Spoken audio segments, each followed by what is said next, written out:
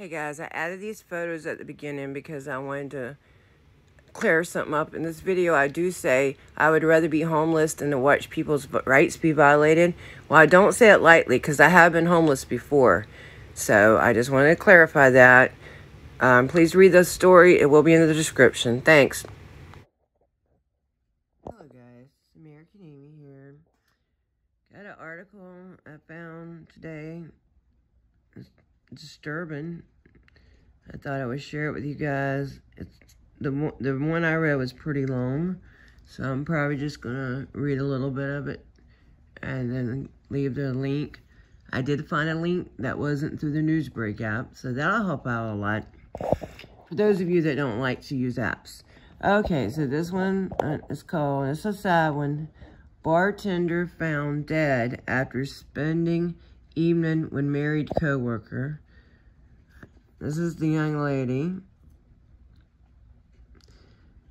It says, officials in Minnesota are reporting that the remains of a missing bartender have been found after she spent an evening with a married coworker. The remains of 32-year-old Amanda, and unfortunately her last name, I'm not going to disrespect her last name by trying to pronounce it. But those of you that read it, maybe some of you guys can do it. But anyway, we'll just call her Amanda. Sad, too. Her name's Amanda. It doesn't matter what her name is. It's sad. Anyway, back on the story. I'm sorry. The remains of 32-year-old Amanda were discovered buried in a yard of one of her co-workers last week, several days after she was reported missing on August 5th. According to witness reports, the day before Amanda went missing, she was seen drinking at the VFW where she worked. Those who were working that night told authorities that Amanda was drinking with another co-worker, 37-year-old Richard Melvin Peterson, who was visibly drunk. The co-worker said that they decided to cut Amanda off, and that's when Peterson offered to take her home. Witness told police they did not feel comfortable with the situation, but did not put up a fight with Peterson, who is said to serve in a leadership role at the bar. Wow. So this is, like I said, this is a long article. I'm going to share the link, but seems like these people didn't feel comfortable with this young lady going home with this person, and they felt, I didn't even realize this earlier when I read this story, because I skimmed through it. I didn't see the part about, and it was on another app, so I didn't see the part about this person was in a leadership role. So, me personally, dang, this is a restaurant job, guys. If you're scared to lose your restaurant job to stand up for somebody's safety, geez, you know, I always talk about people that are police that are scared to stand up and do what's right because they're scared to lose their job.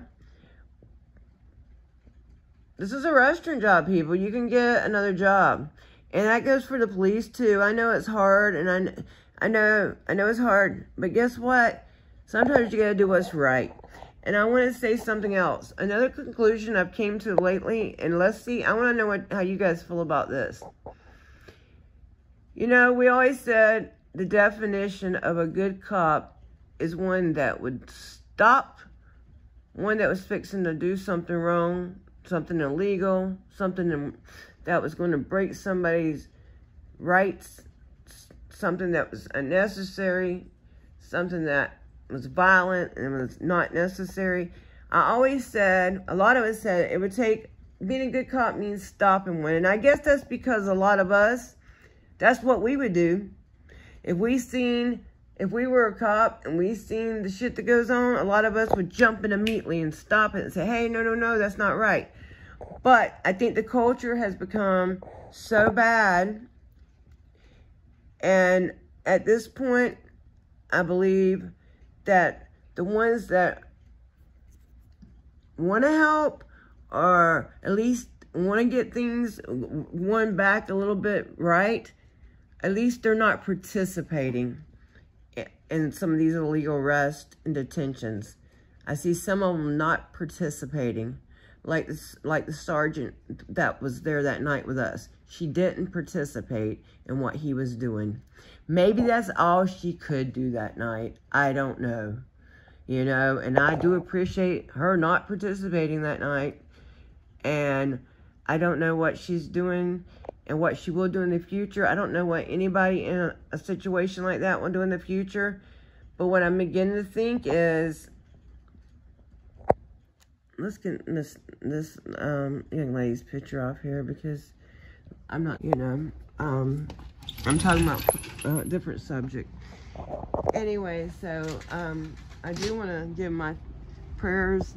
I have been praying for her family. Well, I haven't yet, but I'm going to be praying for her family and her friends. It's sad, very sad, and it's sad to me that nobody stood up for her and said this isn't a good idea. And she was intoxicated, and they didn't stand up because he was a leadership role, a manager or something. That bothers me. Okay, back on track with the police thing. I know I ramble a lot, but what I'm trying to say is that maybe some of these cops either see what's going on is wrong, or they have come to realization that things are eventually going to change because people are learning their rights, and more people are learning their rights, and more people are videoing for accountability and transparency. I think what some of them might do, instead of just doing what I would do, which would be stopping it right in the moment, saying, hey, wait, whoa, no. Maybe they can't. I don't know. It's such a ingrained culture, and then so many people have been believing for so long that, you know, the police can just get away with anything. So, but I am beginning to think that we need to encourage, we definitely need to encourage, and we need to be on the lookout for more of them that at least won't participate, okay? And then maybe the more that stop participating when another one is violating somebody's rights, which I still think is wrong. I mean, it's right to not participate, but me personally, I think that, you know, just standing there letting it happen. Look, these are getting dry now. See, I complain about the rain, but then when it don't rain for a couple days, my roses are starting to dry out.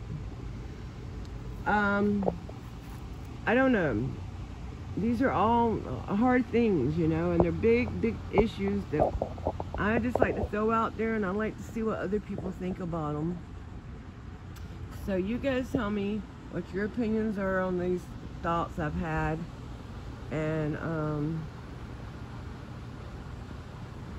read the article, and let's think about this young lady's family, and let's think about if you're in a situation and you see somebody that's intoxicated. I'm not trying to make these people feel bad or nothing. That's not my goal here. My goal is to make this a learning experience. I think the young lady that died, I think she would want others to learn from this, and I believe what we can learn is that if somebody is intoxicated, let's not let them go off with somebody, especially somebody that we're already suspicious of, because they're not able to even, they're not in the right mind to go. And even if she hadn't been intoxicated, there's some reason these people didn't feel right. They had a bad feeling about this. So let's look out for each other, okay? All right? Don't be scared to lose a restaurant job when somebody's life's at stake. And I would say the same thing about police too, but I don't know, we all have a different moral compass. And, you know, some people won't, they say, well, I need that job. But you also got to trust in what's good. That job might be making you money, but if you're doing things over and over and over that are unjust to other people, then what good is that money? I think I'd rather be on the streets homeless than to be making my living by violating other people's rights. But see, that's just me. I don't know. All right, leave your thoughts, comments, please, and leave a like. Thank you, if you want to. It's up to you. All right, bye. My name is American Amy. I'm out.